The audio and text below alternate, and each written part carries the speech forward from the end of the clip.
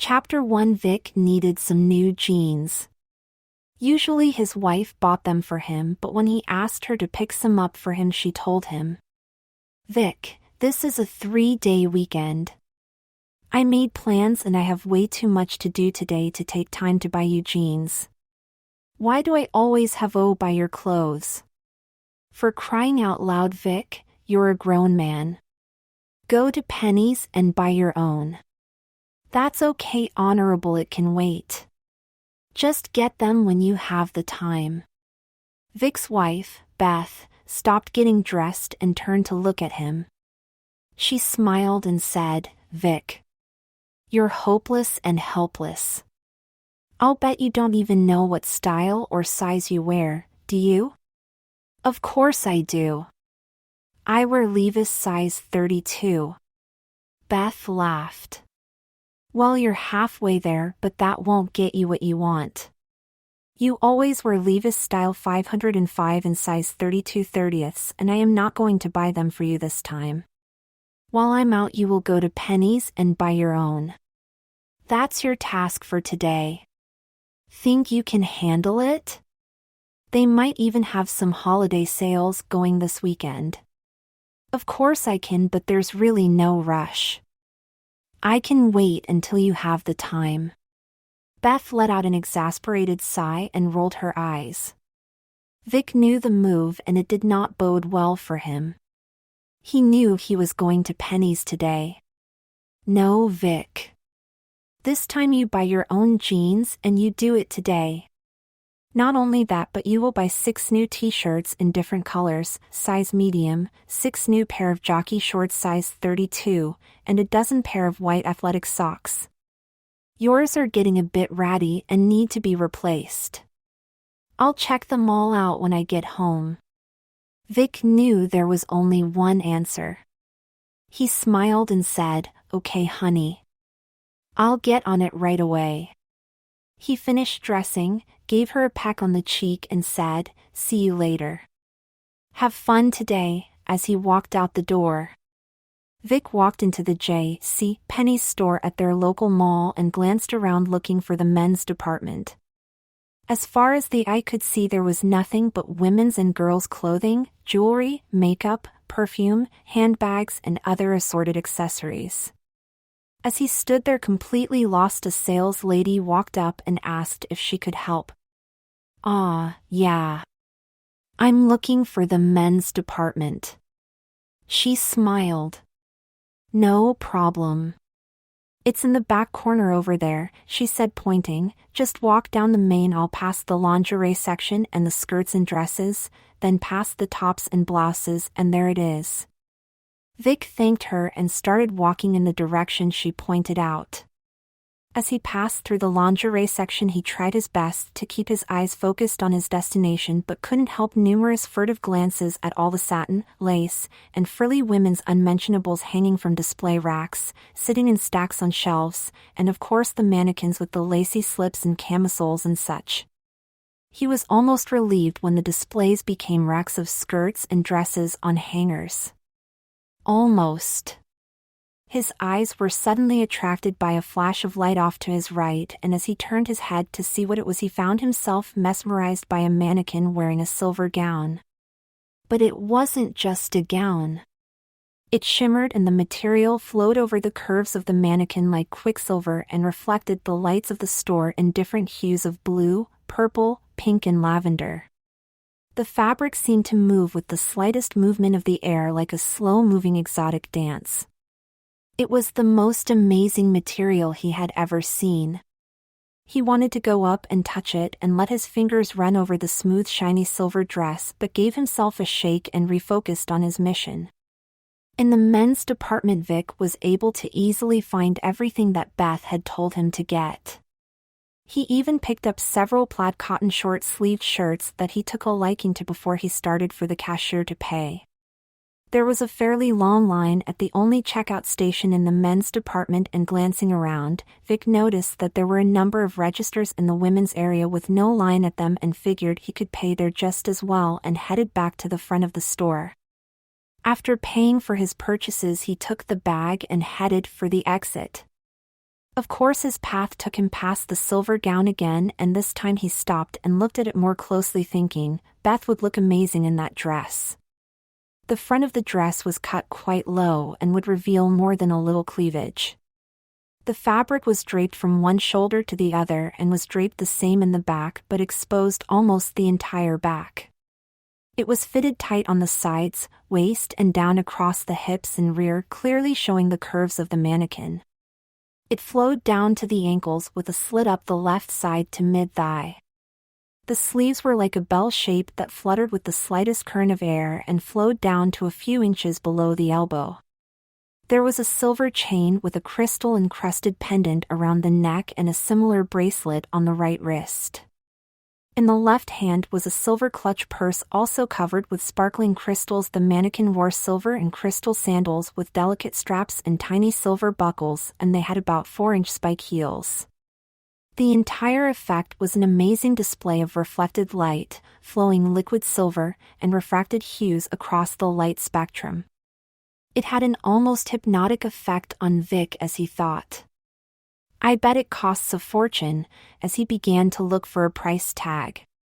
Just then a saleswoman approached smiling and asked if she could help him, and he answered, yes. I think my wife would look fantastic in this dress, and I was wondering what the price was and if you have it in her size. 8, I think? At least that's the last size I heard her mention. The lady gave the dress a quizzical and said, I don't remember seeing this dress before. It certainly is lovely though, as she looked it over searching for a tag. Ah, here it is. Now let's see. How strange. Vic looked at her and asked, what's strange? Well, there's no UPC code, barcode, price or size. All it says is, designed by Merlin, made by Crystal Cave Creations, Camelot, UK. I never heard of them and I know all of our suppliers. And there's no size. Oh wait, on the other side it says, one fit sizes all. Now that really is strange. I guess it's a misprint. I'm really sorry, but I'll have to call a manager about this one. Do you mind waiting? No. I guess not. But if it's too much trouble. Oh, absolutely not. I'll only be a moment. And with that she walked briskly to a checkout stand and picked up a phone.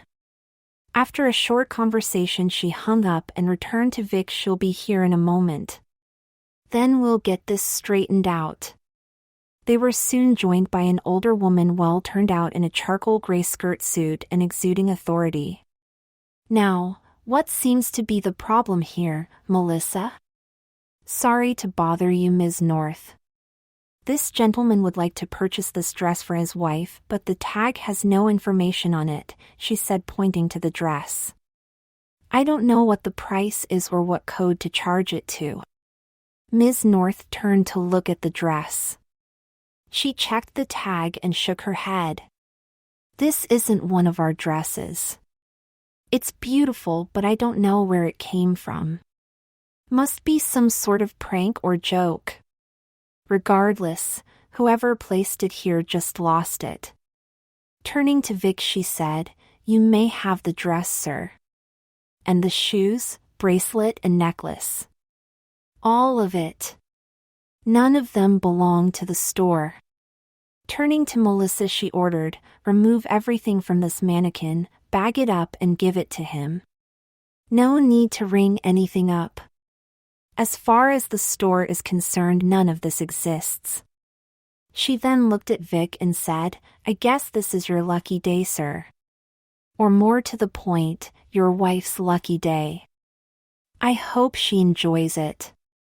Melissa got busy quickly undressing the mannequin and started handing everything to Vic to place in a bag she had given him. She looked in the clutch before she handed it to him and pulled out a pair of crystal chandelier earrings and 2 cocktail rings. Wow. This really is a complete outfit. I am so jealous. After all the accessories were removed, she took the dress off the mannequin. Vic felt a shiver go through him as she handed him the dress, and goosebumps covered his arms. It was unlike anything he had ever touched before. The feel was more sensuous than satin or silk and had a feeling like a warm liquid flowing over and through his fingers. The fabric flowed into the bag and pulled at the bottom over the other items.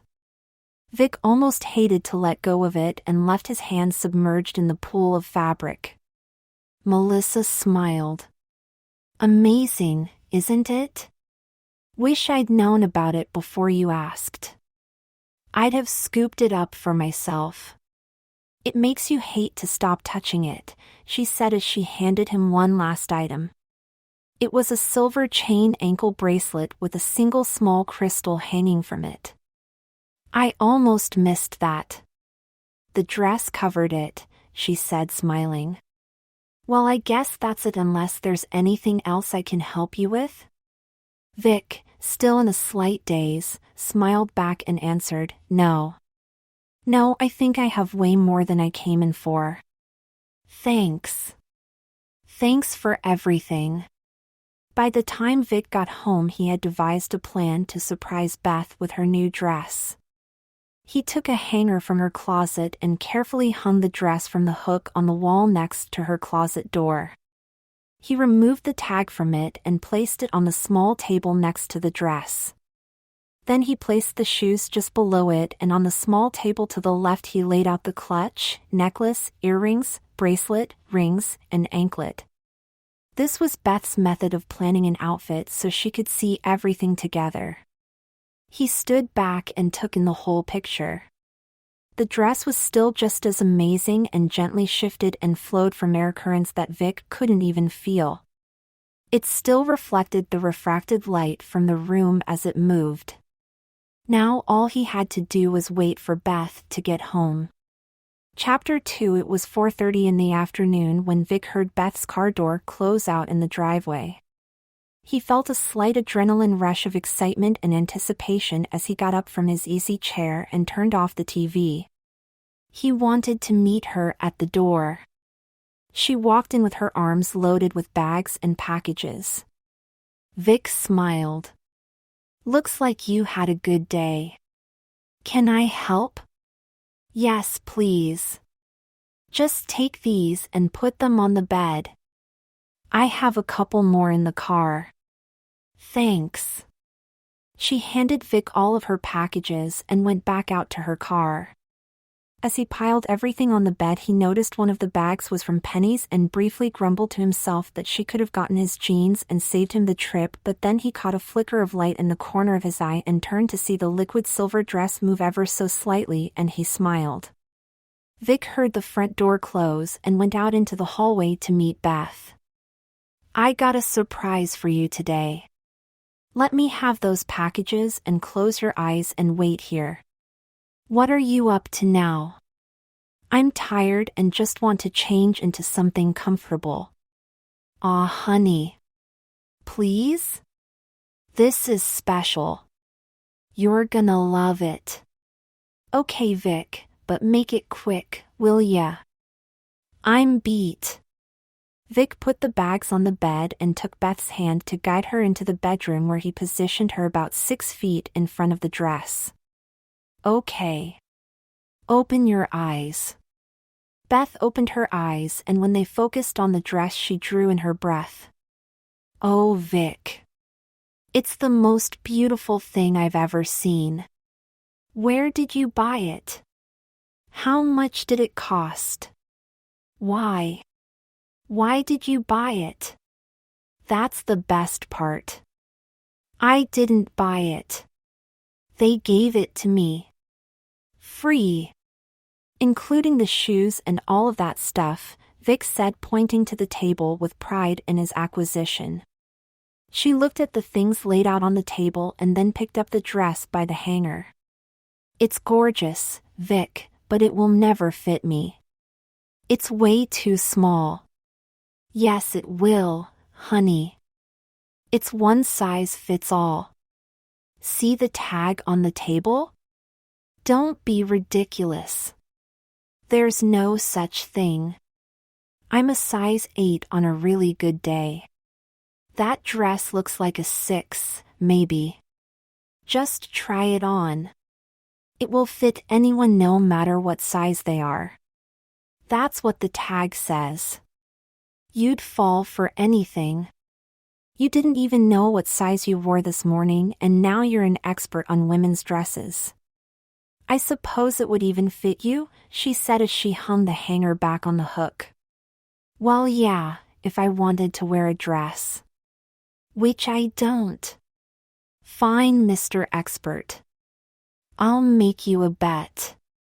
Get undressed and put the dress on, and if it fits you, I'll put it on and take us both out to La Cuisine. My treat. Aw, be serious. I'm a guy. I don't wear dresses. Plus, it would never fit me. Aha. So one size doesn't fit all, and it won't fit me. Yes, it will fit you. I mean, it won't fit me because I'm a guy. Guys don't wear dresses. Some do. Arg. You know what I mean. I'm the wrong shape. I haven't got the curves you do or the, he said, cupping his hands in front of his chest. Beth just smiled and said, breasts, dear. They're called breasts. But back to the point at hand. Either one size fits all or it doesn't. Put up or shut up, and she laughed. Okay, fine. I'll do it. But you have to promise that you'll never breathe a word of this to anyone. Not even me. I never want to hear about this again, Vic said as he started to strip off his clothes. Beth laughed and said, Don't worry, dear. I'd be too embarrassed to let anyone know my husband is a crossdresser. Vic shot her a dirty stare. I am really going to enjoy watching you pay the outrageous prices at La Cuisine. I'm going to order their largest steak and lobster dinner. After he was stripped to his birthday suit, Beth spoke up, I have the most darling pair of thong panties that would go perfect with that dress if you'd like to borrow them, dear. Save them for yourself for later when we go out. Now, how do I get into that thing? Just lift it over your head, put your hands in the sleeves, and then let it slide down your body. If it will. Which it won't. Vic removed the dress from the hanger and put both hands inside the dress from the bottom. The feel of the soft, smooth fabric was electric, and he could feel the goosebumps springing up on his arms. He searched around and found both sleeve openings and slipped his hands in. He felt a slight cramping sensation and a tingle in his fingertips as he pushed further down the flared sleeves. Then he lifted the dress over his head and started to let it slip over his head as his hands emerged from the ends of the sleeves. Beth saw his hands come out of the ends of the sleeves, but they weren't his hands. They were smaller, whiter, with long slender fingers that were tipped with beautiful shiny silver metal flake polished nails that were a half-inch past the fingertips. Then the slender delicate wrists emerged, followed by slender hairless arms. Oh my God! Vic! Stop! Take that dress off! Now, she yelled and tried to grab the dress from him, but it was too late. It had already slid down past his shoulders, waist, and butt. She just stood back in shock as Vic's head emerged. His short mousy brown hair was now a mass of highlighted chestnut brown waves that flowed down over his shoulders and past the middle of his back. The dress continued to fall down his legs and came to a stop as the hem hit the floor, hiding his feet. The shoulders fell into place and Vic raised his head and gave it a shake to get the hair out of his face and then a flip to get it over his shoulders. Beth stared at his beautiful heart-shaped face with its perfect bone structure and flawless complexion.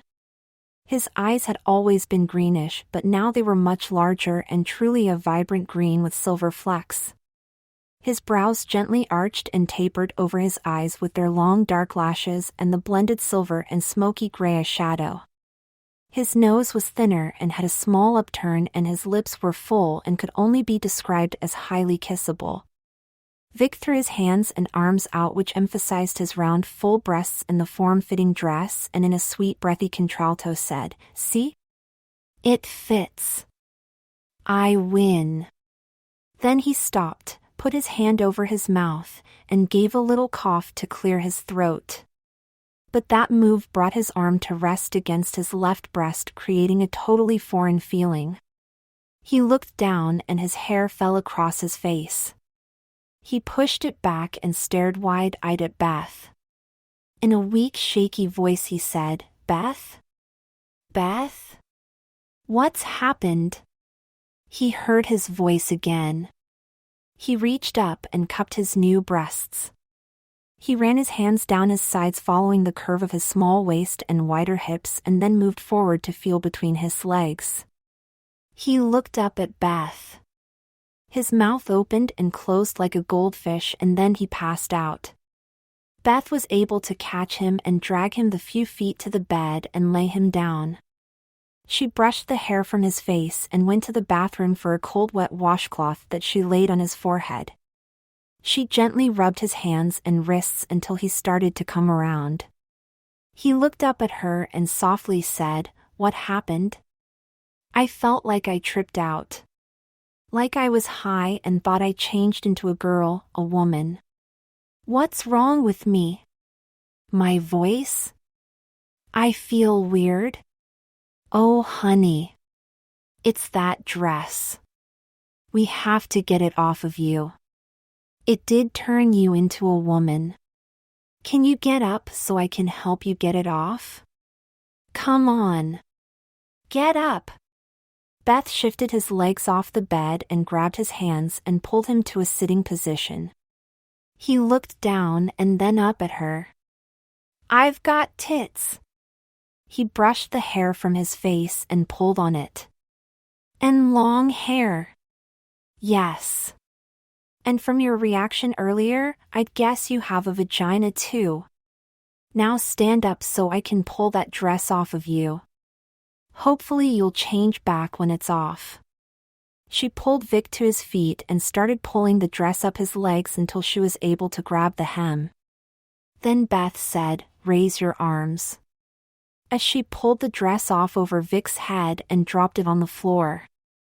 They both stood there watching and waiting for something to happen. Nothing did. "I'm not changing. Why am I still a girl?" Beth stood there looking at the changed Vic woman. "Dear. You are definitely not a girl. You look amazing." Vic felt his face flush under her stare and automatically covered his breasts with one arm, and his other hand covered his nether region as his hips twisted to the side in a very sexy pose. "Woman, girl, female, I don't give a shit what you call it. I don't want to be it. I'm not queer, or gay, or trans anything. I'm a normal, healthy, heterosexual woman. I mean woman. Damn it! Why can't I say man? There. I said it. I'm a woman." Beth stepped closer and wrapped her arms around Vic as he shook and started crying. They stood there for a while, and the Beth guided him over to the bed and they sat down on the edge. "Come on, honey.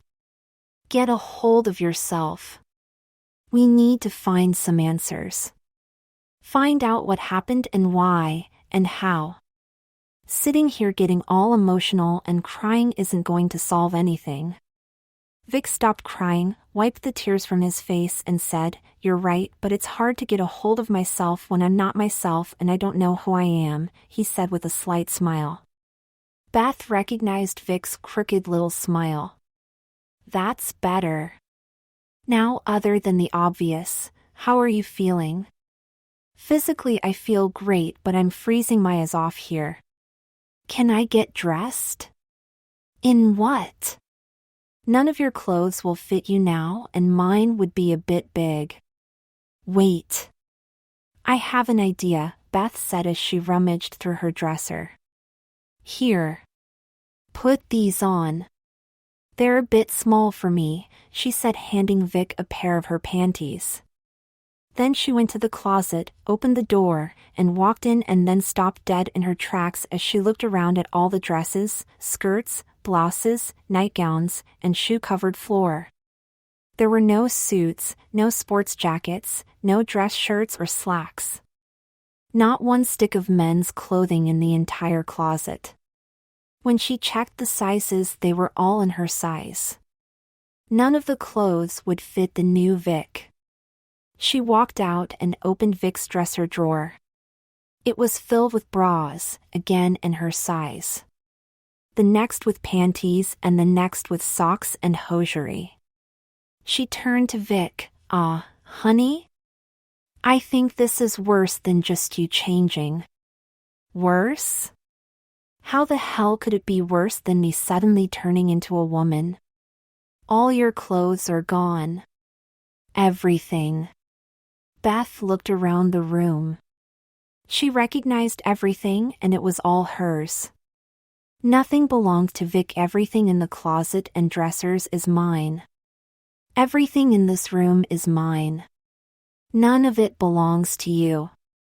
Neither your man you or your girl you. Except. Beth spotted a strange purse and a JCPenney bag in the chair in the corner. She opened the purse and none of the stuff was hers. She pulled out the wallet and checked inside. The driver's license had the current female Vic's photo on it and the name Victoria Lynn McAllister. Height, 5'9". Weight, 120 pounds. Eyes, green. Hair, dark brown. And Vic's date of birth. Then she opened the pennies bag. Is this the stuff you bought today? She asked. Yeah.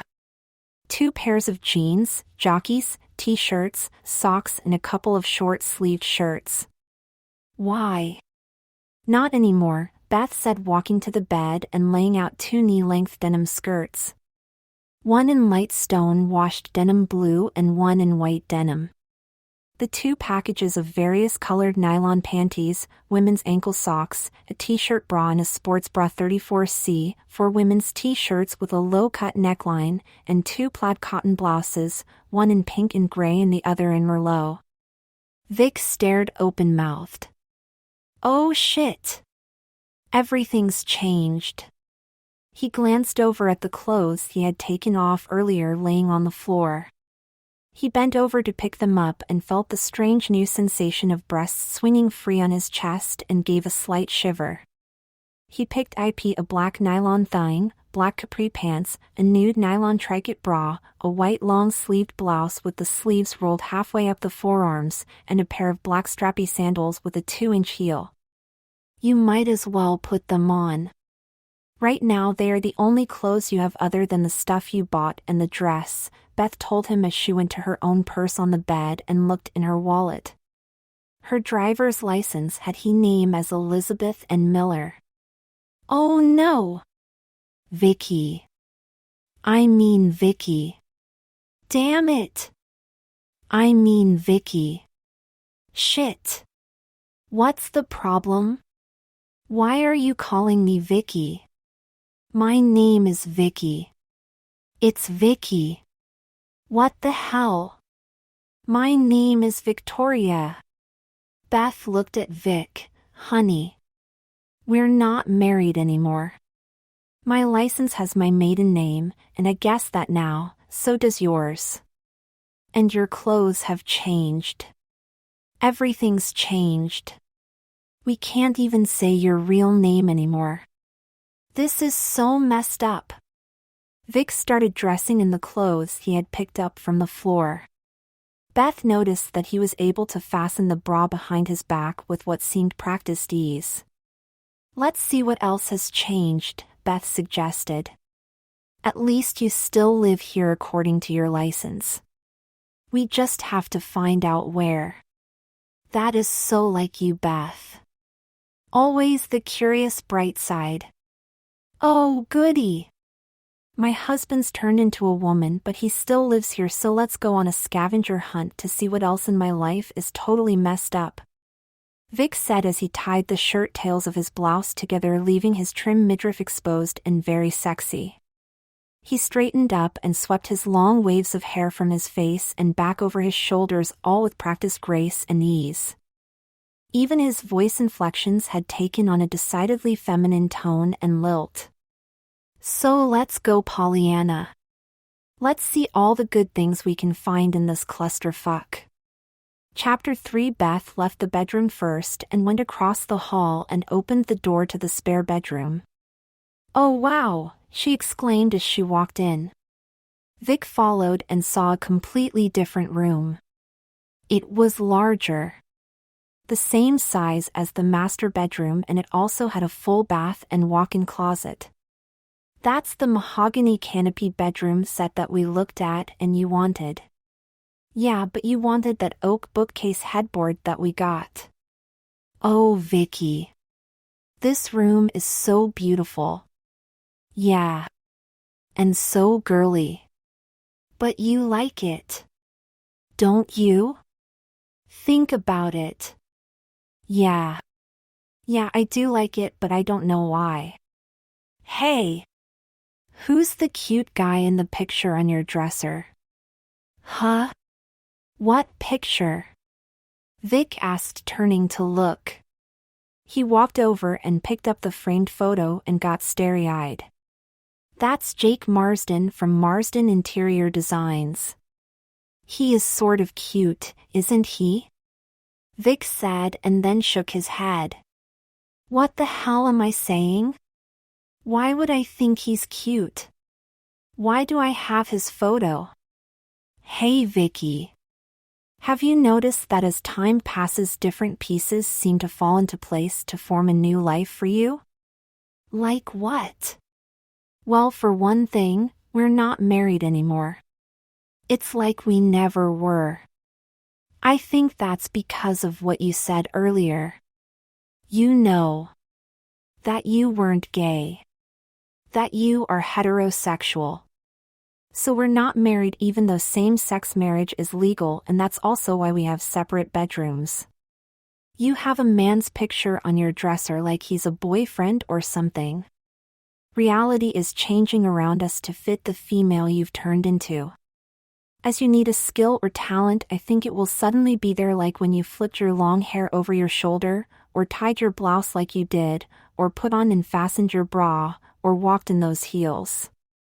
Those are all things you've never done, but you did them with ease, like you had been doing them for years. I'll bet you'll be able to do things like style your hair and put on makeup with no problem at all when the time comes that you need to. You've already started to speak with a female inflection and vocabulary. Bet you didn't notice that either, did you? If that's all true, then why didn't I change back when I took the dress off?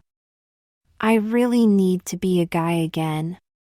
I get the feeling that's one thing that can't or won't change. Sorry, but some intuition or whatever makes me think this is permanent." "Great.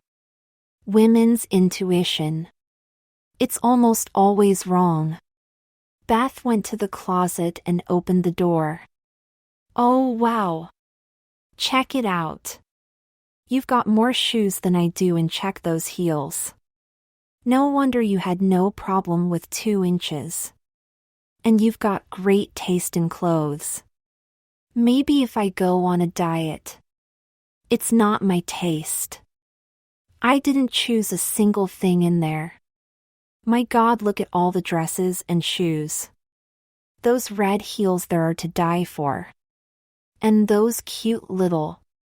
"What the hell am I saying? I gotta get out of here." "Okay. Let's check out the rest of the house. How about your office? That's another personal space. I bet there are changes there too." They walked down the hallway and across the living room and didn't notice any real differences, but then they stepped into Vic's office. "Oh wow. This is such a pretty room now. Not that drab old stuffy cluttered mess you had before." It's bright and cheery and those curtains are beautiful. All the photos of my design projects are gone. There's just a bunch of flowers and landscapes. Hey. There's my degree. Shit. It's for Victoria Lynn McAllister. Well, at least I'm still a civil engineer. Oh, damn. My job. Do I even have a job? I've busted my butt for years to get ahead, and my last project put me in the spotlight for a big promotion, but look at me. They've never had a female engineer there in their 80-year history, let alone a lead engineer. The highest a woman can get in that place is a personal secretary, which is probably what I am. That's why my project photos are gone. I am so screwed. You don't know that. Check your files. Look on your desk. Check your computer. Forget it. I'm screwed.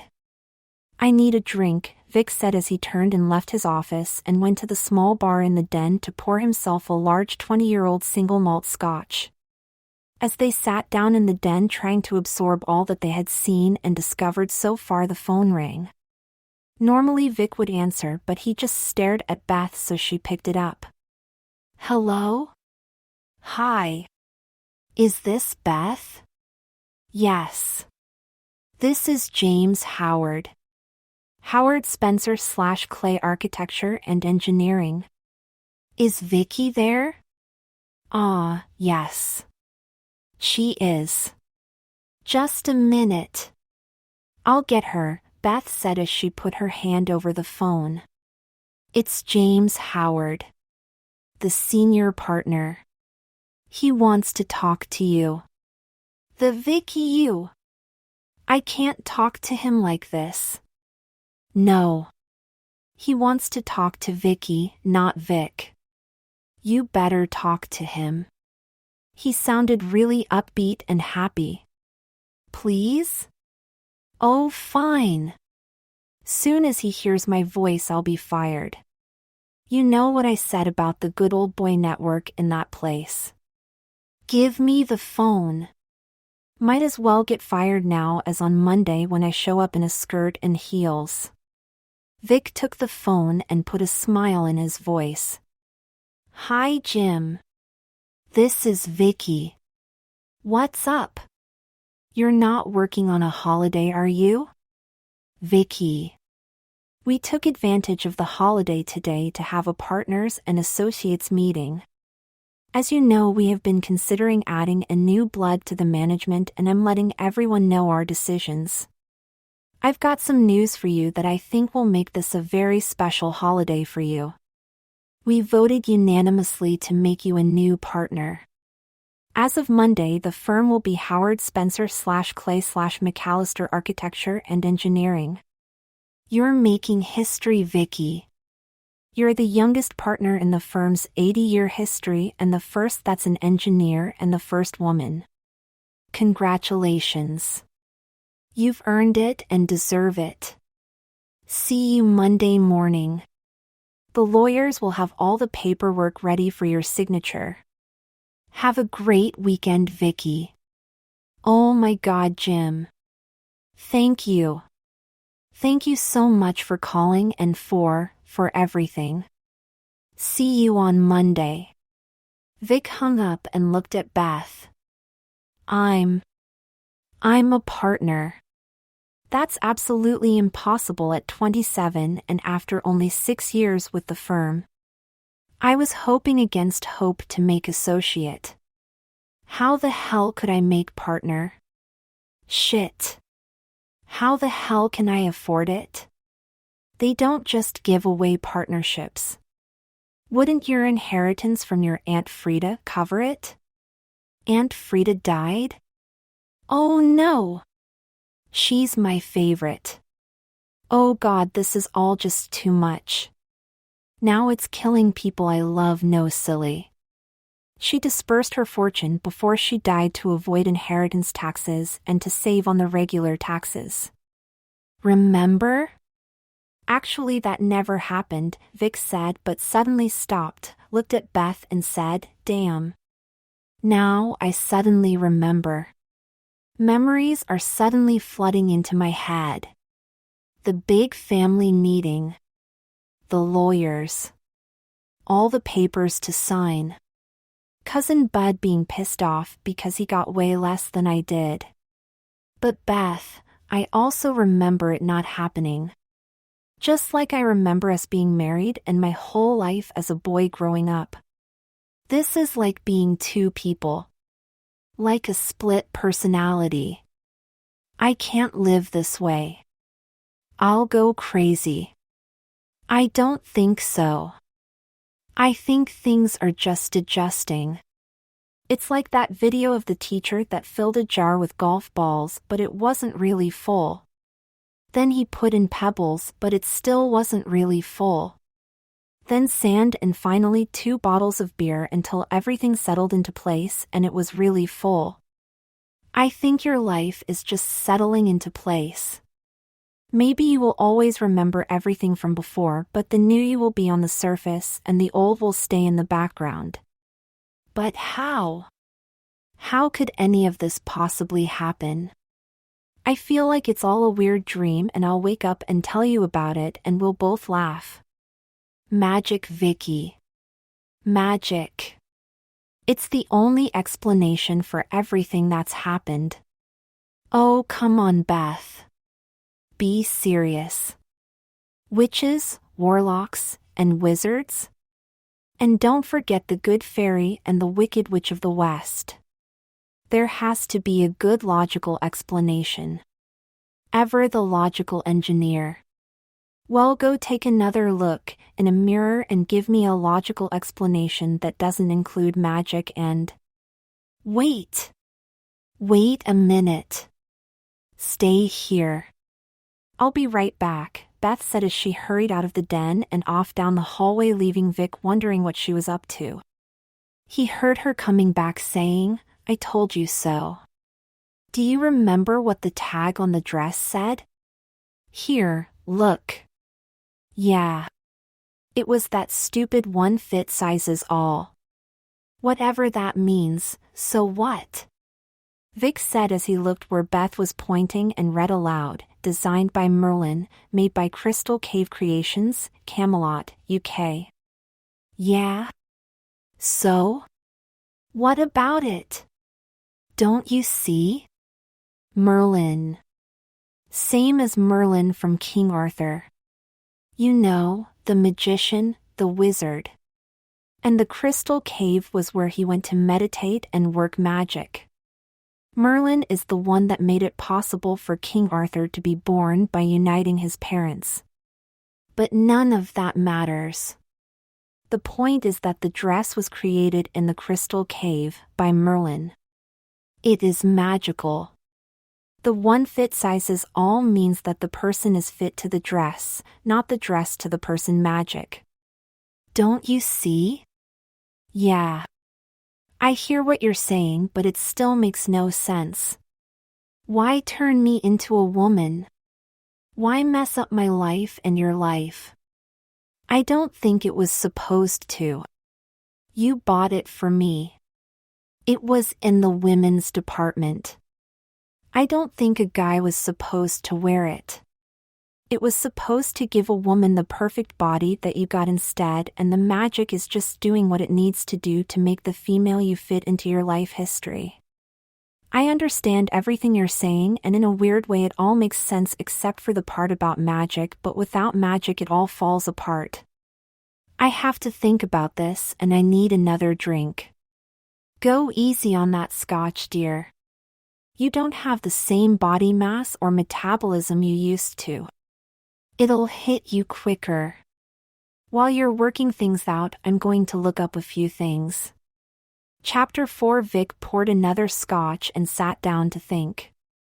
Beth sat across from him and opened up her laptop. For the next half hour Vic sat looking at a sitcom on TV but not really seeing or hearing it while Beth moved from website to website searching for information. Occasionally she made small sounds like, or oh, but kept searching. Suddenly Vic was roused from his dormant state by Beth calling to him, "Vicky. Hey Vicky. I think I've found something." It says here that Merlin is a little-known fashion designer of women's clothing and accessories, but that no one has ever met her, seen her, or talked to her. Sources say she claims to be a direct descendant of Merlin the magician. It says that her business is located in a secret location someplace in Wales. Vic perked up and asked, "Is there any way to contact her or the business?" "Not that I can find. They don't have a website and aren't listed anyplace. But listen to this. Here's where it gets interesting." The article says that according to urban legend and unsubstantiated sources, occasionally various articles of women's clothing and accessories will suddenly appear in stores across the globe, and they all have tags from Crystal Cave Creations, just like the one on your dress. It says that all of the items are described as extremely high quality, unique, or one of a kind, and all are said to command a person's attention. "It's not my dress. I bought it for you. And it's right that I could hardly take my eyes off of it." Okay. Just listen. The article goes on to say, because none of these items are listed in the store inventory, the store sales staff always just gives them to the customer at no charge. Items range from complete outfits to include jewelry and shoes to single items such as panties, bras, skirts, dresses, blouses, and so on. All clothing items have the statement "one fit sizes" all written on the tags. Sound familiar? Yeah. Go on, Vic said. Beth scanned the article. Oh. Here it is. The stories go that when the woman puts on the article of clothing, she physically changes to fit the item and the rest of her conforms to match the changed portion of her body, with the result that she is a vastly improved version of her previous self. So I guess that if I had put the dress on, I would have a body like yours. I wish you had. Why don't you go put it on? Because of this. Once worn, the magic is gone and the item no longer has the power to transform and is thus just an ordinary article of clothing. Now listen to this. It has been reported that on occasion these magical clothing items are worn by men. According to the urban legends, these men are permanently transformed into women and are said to always be extremely beautiful. Although attempts have been made by numerous government agencies and private organizations and individuals, no verifiable proof has yet been found to substantiate any of these stories, so it remains classified as urban legend or myth. So what do you think of that? Well, I can verify it. Vic stated. How? You are physically a woman. All your documents say you are a woman. Everyone other than you and me remembers you as a woman. I bet if you call your folks, they will tell you stories about you when you were a little girl. Just how would you prove your story? You can't. Can you? I guess not, but I don't want to live my life without you in it. You're my wife. My other half. You're a part of me. There has to be some answer. Can't you at least try to wear the dress? Maybe there's a little magic left that will fix things. Sure, I can try, but the article says the magic is used up. Gone. And even if it isn't, you'll still be a woman. Please try it anyway, Vic pleaded. Beth and Vic went back to the bedroom and she picked up the silver dress from the floor and laid it on the bed. They could both see that it wasn't the same.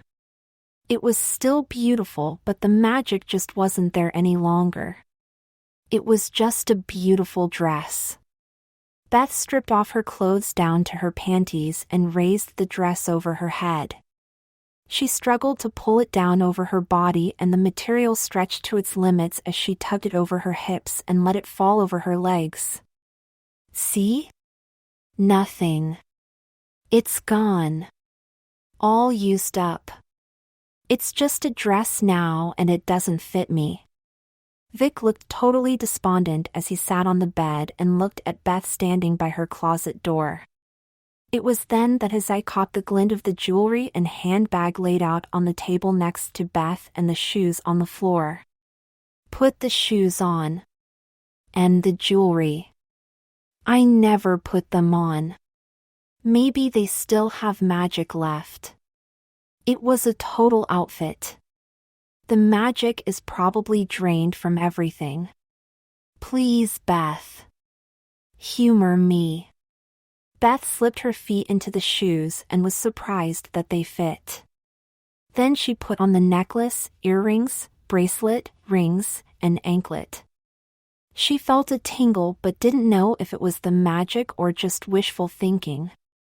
When she finished, she looked at Vic and said, "Nothing but a slight tingle." "Sorry, dear. I think it's hopeless." "The purse. Pick up the purse. It's the only thing left." Beth let out a sigh, turned, and picked up the clutch bag from the table. As she turned back to face Vic, a sudden shocked look came to her face and she stood there speechless. Goosebumps covered her arms and the same electric tingle Vic had felt passed all through her. Vic watched as his wife transformed like a slow-motion shift from one image to another in a sci-fi movie, and after only a few moments Vic was staring at the image that he had seen in the mirror earlier. But it wasn't a reflection. It was his wife Beth as his duplicate. His identical twin. "Oh my God, Beth. You look just like me." She turned to look in the mirror and they stood side by side. Identical height, hair, face, body shape. Everything identical. Holy shit! We're twins. How? Why?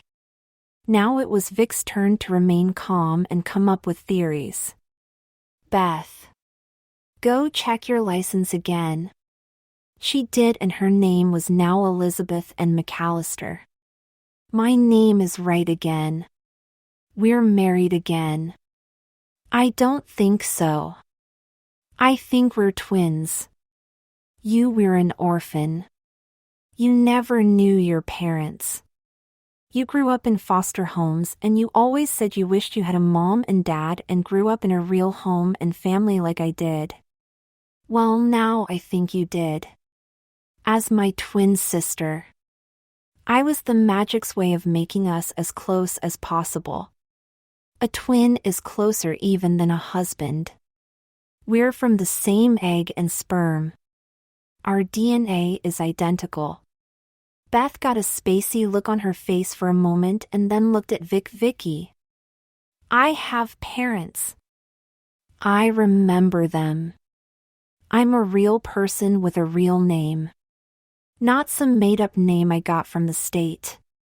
Vicky and Beth spent the evening comparing notes and new memories. They found that Beth had actually completed her degree in architecture and worked for the same firm as Vicky, and they were both partners in the firm. Vicky was dating Jake Marsden and Beth was dating his twin brother Jack. Marriage had been mentioned and the brothers had purchased an identical but mirror image house across the street. Several months later they both went out to dinner at La Cuisine with Jake and Jack. Vicky wore the silver dress and Beth wore an identical one she found in her closet but in gold. At the end of the dinner both twin brothers dropped to one knee, presented identical engagement rings, and proposed in unison to the twin sisters. They were accepted, and 6 months later Elizabeth and Victoria were led down the aisle, one on each arm of their father, while their mother cried in the front row as her two girls were married in a double wedding ceremony. Beth moved to the house across the street with Jack and Jake moved in with Vicky. Beth and Vicky got their wish to never be apart. The two couples did everything together. They even got pregnant at the same time. Beth had twin girls and Vicky had twin boys born just a few days apart. And somewhere in Wales, Merlin smiled.